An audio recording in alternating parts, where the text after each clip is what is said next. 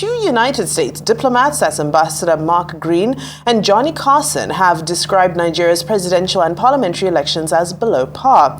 They noted that even Nigerian citizens whose candidates won in the February 25th elections were disappointed with the electoral process.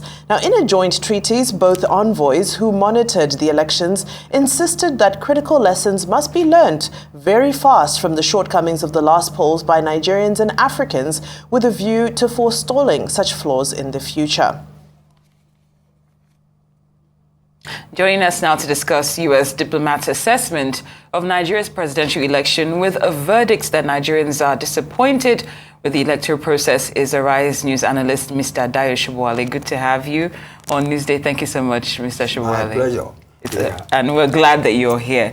Yeah. Now, a part of the assessment that caught my attention was when they said the just concluded elections, Basically, what do you make of the assessment when they said if things continue to flatline the way they are going in the continent, that it has severe implications for the African Union's agenda come 2063? Now, to me, the only positive thing about the advice is that Nigerians should learn from the mistakes of the February 25th election and move on.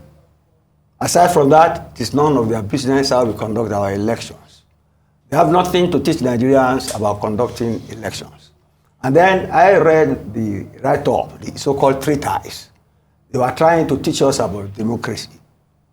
They have no right to such lectureship because we are from two different cultures. American political culture is different from Nigerian political culture.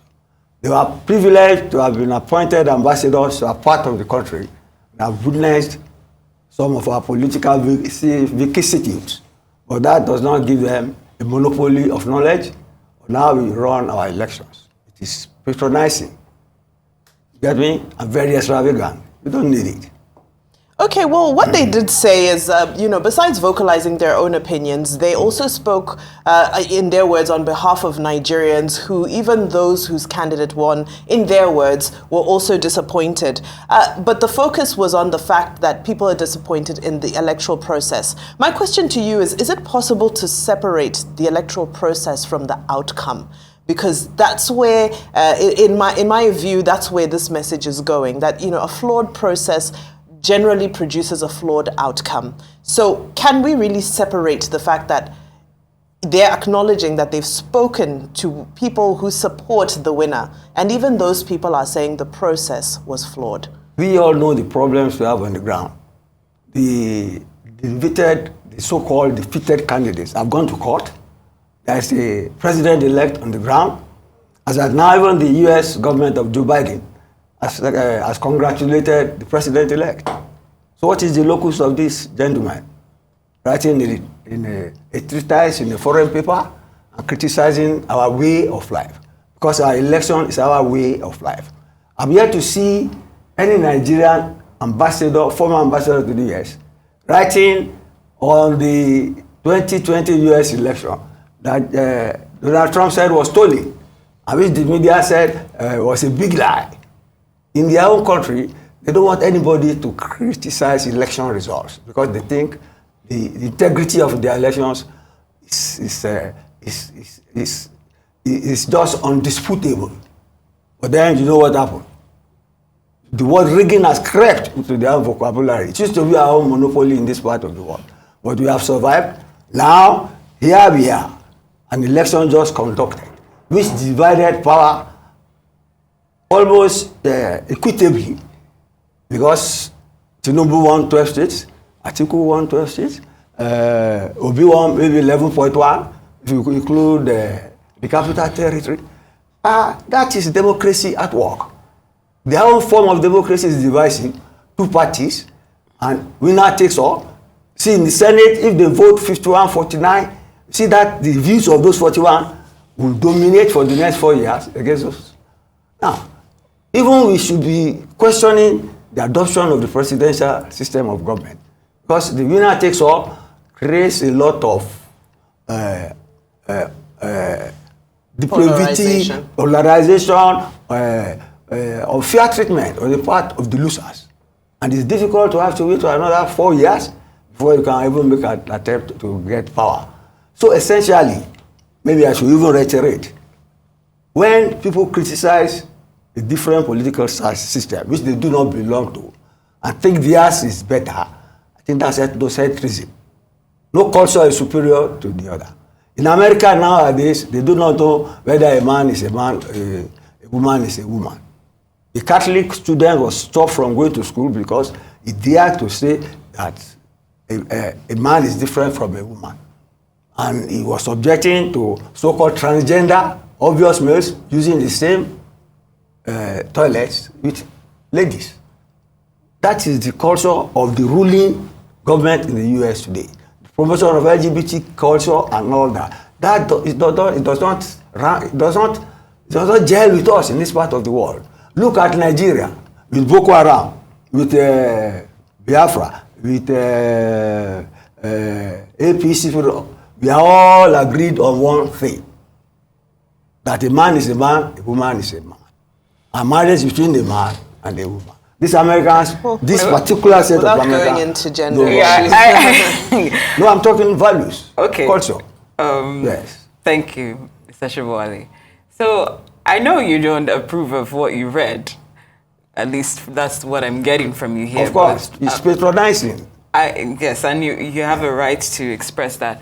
But what was mentioned was that in spite of what's happening in Ukraine, that the international community cannot afford to relegate Nigeria to the background because we are one of the we basically have one of the largest democracies that cannot be ignored. Others that might not necessarily see things the way, or from your perspective, might see this as constructive criticism, because if they are supposed to observe the elections and not give feedback, then what's the point of having observers, whether local or international? I'm talking of foreign feedbacks. You know, we are busy on the ground in Nigeria now, planning for the next election on March 18th. People are starving, they don't have money. You look at our streets, the capitals, all over Nigeria, they're empty, people don't have money, but everybody is riveted on wanting to vote on March 18th. How they can find their way there is their own business, but they are riveted on that. And people have gone to court. You see, we have shown elements of the rule of law, which is vital identity of a democratic process. What I'm saying is that our democratic process, even though it is tumbling along because of technological drawbacks, it's still a process and it's still long. So for somebody to stand outside the ring and be trying to call the shots, I'm a patriotic Nigerian. I find it insulting. You do not interfere in their elections. Let them keep themselves at bay. And anyway, the American interest in Nigeria has always been economic. You forget that we are one of the biggest oil companies in the world. They would rather we do not disintegrate so they can mine more oil and make more money. And it's not as if they wish us that much well. But we are here. We are today because we are a multi-ethnic, multi-diverse cultural entity, multicultural even. But then in spite of our differences, see the results of our elections. It's almost equitable. We did not plan it that way. But people turned out for a party that people never expected would come in. Governors lost where they thought they had safe seats, and the rest is unfolding. Let us please tolerate our own process and not listen to the extravagant advice of strangers to tell us how to lead our political life and plan our electoral process. Okay, well, let me take a quote from their statement, which says, what happens over the next weeks and months in Nigeria will be vital. It's important that the president-elect prioritizes forming an inclusive government that considers the voices and concerns of all Nigerians. Now, this is a candidate who came into power based off of Emi Lokan. It's my turn, it's our turn, it's the turn of a certain part of Nigeria, a certain tribe in Nigeria. How realistic is it? Yes, we've seen him change change his tune. We've gone drastically from it's my turn to I want an inclusive government and I want to reach out to everybody who was in the race with me. We have seen that change in tone from Bola Tinubu. But realistically speaking, how much inclusivity can we expect? Because right now, what the general mood is that we're going from a shift from a northern-dominated government, and now we're going to go into a southwestern-dominated government. Look, you should look at it this way. We practice the presidential system of government. It does not give room for coalitions. Occasionally, you may appoint some ministers, one or two, like it happened in the U.S. when during the Iraqi war, when the first secretary was from the Democratic Party, and you had a conservative George Bush in power. But then, coalitions, the sort of government you are advocating, it's not part of the presidential system. It is up to Tinubu, and then I don't put it beyond him, because he's a great bridge builder, given the way he has moved across the north, has gathered so much vote in the north. That is the strength of his victory. Well, he can maybe work out something, but I tell you, it's not part of the presidential system for him to be looking for people from his force to put in his cabinet. It can be counterproductive. The presidential system of government, which these beautiful writers are telling us about, the winner takes all. So should we be more loyal to the presidential system, or should we be more loyal to the future of the unity of Nigeria? What's more important? You have to walk through the Constitution. It's when we don't even walk through the Constitution that we will not survive to see the future. That will be against, will be anti-constitutional. So it is necessary for us to walk by the rules. The rules are there. Separation of powers. Separation of powers equal opposite. 3 arms of government. Each is in its own purview. Get me? Not the present situation we are in now, where the executive is disobeying the Supreme Court over this heartless cash policy. You get me? But we are finding our way through. We are a constitutional state. We respect the Nigerian Constitution. All those who have gone to court are ardent Democrats, ardent, committed Democrats, because they believe in the rule of law. That's why they've gone to the courts. So let us take another look at our system and find something nice about it. Not listen to strangers postulating from abroad that we don't know the rules. When we indeed are applying the rules, albeit with some errors, but we are going on. We have not indeed upset the apple cart, as they will have us do.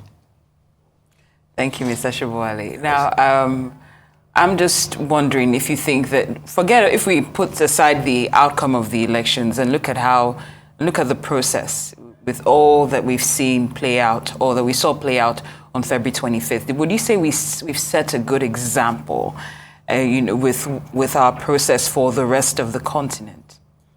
Who asked us to set example for the rest of the continent? That is arrogant. Let us put our house in order first. Let others volunteer to come and learn for us, instead of us setting up when we are just trying to crawl. They are telling us to ask people to come and see how we work. Please, let us put our, the problems we have. This electronic thing has thrown everything into a nightmare. That's why we are just others' throat. We are trying to go through that. People have gone to the courts. You don't know what even the courts will say. The uncertainty of following the law is there. The uncertainty of the rule of law is there. The system of checks and balances is being tested by a president who is about to leave. So, please, we are doing our best. The challenges are large, but they are not that to mean us. They are not cataclysmic, like these people will have us believe. When they have problems in their own country that they have not solved, they have nothing to teach us. Now, you may say there's nothing to learn, Yes. but one of the critical things and one of the critical roles that these diplomats play is that they impact foreign policy towards Nigeria, which will include the mood of American investors and the American industry sector into working within Nigeria. And we can all agree that every nation on earth needs those economic ties. What you say sounds, it echoes words by Robert Mugabe when he once said, "You Blair, keep your England and let me keep my Zimbabwe." Wow. Now, if our attitude is going to be, "You American diplomats, keep your America, let us keep our Nigeria," very briefly, where will the Nigerian economy go in the next 4 years? We need them, don't we? So why can we not adapt some of the words that they have? They need us more than we need them. They need our oil. Don't ever forget that. Nigeria is one of the richest oil countries in the world. Americans, create wealth through oil, even though they pay lip service to climate change. You get me now? There's no way they will not prosper for Shell, Chevron, all these companies. You think they are playing Sunday school games? They are in business, and the Americans. All these Americans do that. That is why they want us to be on our toes. I appreciate that, but they don't need to keep us in the classroom and become permanent lecturers. All right, news analyst, Mr. Dayo Shobowale, it's been a pleasure having you join us on Newsday. Thank you so much. We appreciate your time. My pleasure.